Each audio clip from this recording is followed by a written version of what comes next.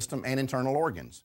In fact, if it were possible for an unborn child to commit a crime, it has everything necessary for any competent forensic expert to identify it in a court of law. Further, there is no possibility that this identifying evidence could point to anyone other than the unborn child from whom it was taken, and that includes the mom. In other words, there is no rational way to get around the biological fact that the unborn child is a separate and unique individual from the mother. To better understand this concept, I ask you to imagine a photograph of Siamese twins and answer this simple question. Is that a picture of one person or two? Now, before you answer, understand that from a biological standpoint, Siamese twins are far closer to being one person than as a mother and her unborn child. They are always the same sex, always have the same DNA, always have the same blood type, always share at least one external body structure, and often share several internal organs. And as long as they are joined, if one dies, they both die.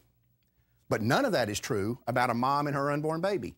They are the same sex only about half the time, often don't have the same blood type, never have the same DNA, and they do not share any external body parts or internal organs. Moreover, it is not uncommon for one of them to survive while the other one dies.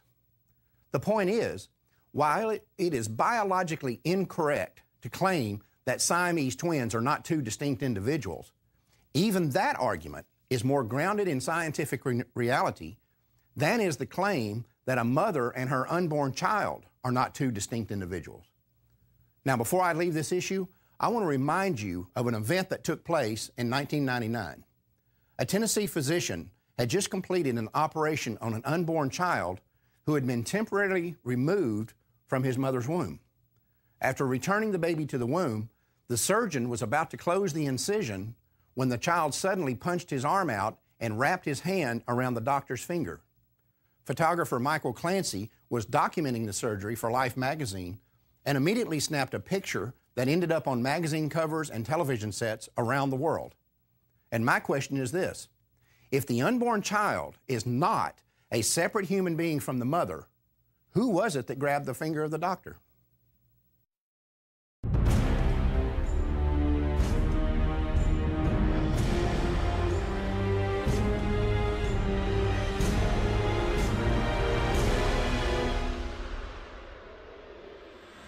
Society can prevent those who are manifestly unfit from continuing their kind. 3 generations of imbeciles are enough. I do not join in the belief that the African is our equal in brain or in heart.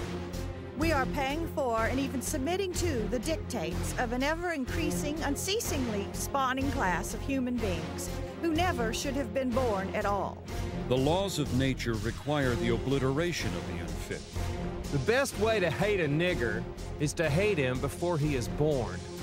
American eugenicists were routinely praising Hitler and holding up the Nazi eugenics program as a model for the United States to copy. Non-white races must be excluded from America. The red and black races, if left to themselves, revert to a savage or semi-savage state in a short time. The only way possible of decreasing Negro population is by means of controlling fertility. Birth control facilities could be extended relatively more to Negroes than to whites, since Negroes are more concentrated in the lower income and education classes. We hope that the restraint of population growth can come about through voluntary means. But if it does not, involuntary methods will be used. There should be national sterilization for certain dysgenic types of our population who are being encouraged to breed and would die out were the government not feeding them. If this movement continues, we soon may be accused of fighting poverty by eliminating the poor and overcoming hunger by removing the hungry. For all their failures, what the eugenics movement had accomplished was to lay the foundation for the next phase of their plan. And this is where they would find the success that they had been chasing for over 100 years.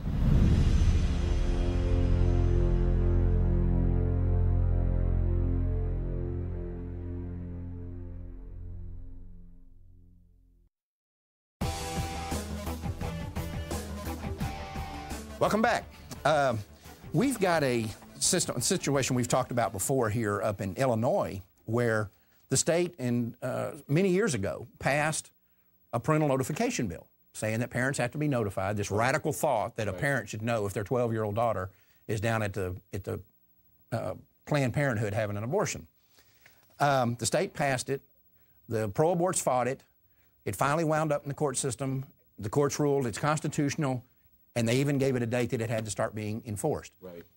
Now the pro-aborts have got it held up again, and the attorney involved in this case is a very good friend of ours, been on here several times before, Tom Brecka. And Tom joins us now from Chicago. Hello, Tom. Yes, hi, Mark. How are you? Listen, what is the deal here? I thought this was settled business. Well, it certainly should have been after, 11 years. Last summer, the Court of Appeals upheld this law finally. We got some procedural rules that were lacking 10 years ago, and the Illinois Supreme Court, which refused to issue those rules for reasons that didn't make any sense, finally, 6 out of the 7 members were new, so we asked them to issue the rules, and they did. Huh. And the ACLU came up with another attack on the parental notice law, and the problem, Mark, is that our Attorney General and some of the other officials in Illinois leaned too far in the wrong direction.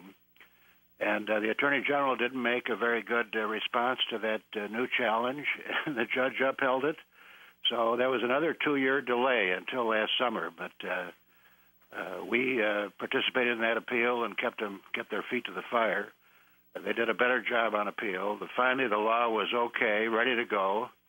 But lo and behold, the Medical Disciplinary Board, on its own, issued a suspension. They said, we're not going to enforce this law. They're the ones who are supposed to penalize doctors, that is abortionists, who don't obey it.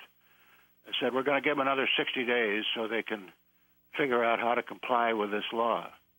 Well, we screamed bloody murder. We said, my God, you've had 14 years. You don't need any more time. We went up to the Illinois Supreme Court and asked them to intervene directly, and they said, well, you go down to the trial court, and by then the 60 days were about up. We got a couple of strong dissents, and the medical disciplinary people tried to extend it another 6 months, but with all the publicity we generated, some of their members actually said no. So it looked like the law finally would go into effect. But ACLU filed a new lawsuit, and this time they went to what we lovingly call the Circuitous Court of Cook County, Illinois, and they got a nice Democrat-Irish judge to issue an injunction based on the state constitution in Illinois, supposedly guaranteeing a right to abortion that is stronger than Roe v. Wade and the federal right to abortion. And he issued a new restraining order. Well, Tom, no one is saying these girls can't have an abortion. Well, that's right. Mark, it's simply a notice law. Right. Consent still reposes with the young woman, and, she can go into court and even avoid notice. That was these procedural rules that were handed down. So the whole thing is really a power play by the abortion lobby in our state because, let me tell you, there simply is no state constitutional right to abortion in Illinois. The record couldn't be clearer. The Constitutional Convention 3 years before Roe v. Wade was handed down said that they weren't going to touch the issue. It ought to be left to the legislature. There's no question about it. And for the judge to rule there's a fair question is really an abomination. So we're going back in to ask him to fix this up, and if he doesn't, we're going to take an immediate appeal. Well, and fight this thing. Is this Daniel? I noticed this Daniel Riley is his name. Yes, Daniel Riley, and went to Leo High School, nice Catholic fellow, supposedly. But, the Democratic Party in Chicago seems to prevail against anybody's religious faith. He apparently doesn't, and this isn't a matter of whether you're pro-life or pro-abortion, really. This is a matter of following the rule of law. Right. So they're bending that law, and well, that's the their Attorney history. General is not even defending whether there's Roe v. Wade in Illinois. She's saying that Well, if we have an abortion right, assuming we do, it's no stronger than the federal right. That's a weak-kneed defense, and there's a real need for us to get in there and scream. Well, I know you're the kind of guy that can take this. I mean, you're you're the attorney who won for Joe Scheidler in the Now versus Scheidler fiasco. So we got thanks, Mark. That took 20 years. I hope this one will. We'd like to be a little quicker in this one. Hey, at our age, Tom, we won't be here to see the end of it if that's the case. I don't think. I hope we will see the end, Mark. Well, I hope so too. Well, thank you for coming on and updating us, Tom. Thank you very much. Thank you. Yeah, bye-bye. And we appreciate what you're doing up there, sir. Thank you. Bye-bye, sir. Tom's a great attorney. He is, and really. The thing about these notification laws or 24-hour waiting laws is it boils down to putting hurdles in front of women, make them pause and think. And we know when these are enacted and enforced, number one, babies are saved. A certain percentage of babies are saved. But number two, and my favorite thing, is that we know that these abortion clinics and the medical disciplinary boards won't enforce them, and it gives us